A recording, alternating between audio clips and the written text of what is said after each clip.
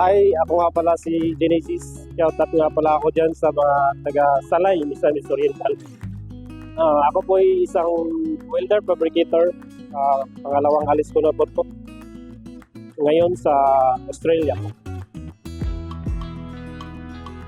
Nalaman ko po na may hiring sa Cirrus sa aking bayaw na siya ay kasalukuyan na nagtatrabaho ngayon sa Australia. Ang mga naging challenge sa pag-apply ko po ay documentation at saka sa mga interview gaya ng TAC at saka CRA.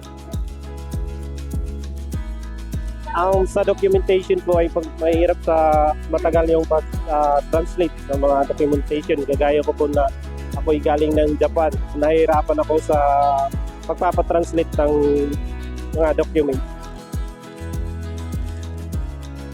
Ang sa TAC naman ay nahihirapan ako during interview kasi nga po nahihirapan ako sa nagtatanong sa akin kasi nga po Australian accent. First time ko pong ma-encounter na ma-interview ng Australian kaya medyo nahihirapan ako mag-adjust kasi sobrang nilang bilis magsalita at ang yung accent minsan hindi ko naiintindihan.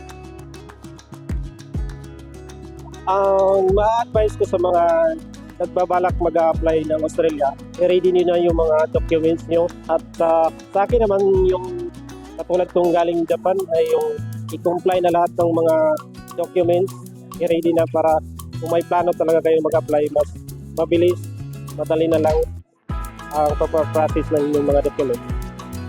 Tungkol naman doon sa TAC, ang tips ko lang po ay manonood ng mga Australian podcast sa YouTube para katulad sa akin hindi ko gaano na aware yung Australian accent kaya na medyo nahihirapan ako ng mga tanong. Pero about naman sa trabaho, kaya naman natin sagutin yun kasi yun ang trabaho natin. Yun lang tayo nahihirapan sa pag-intindi ng accent ng Australian.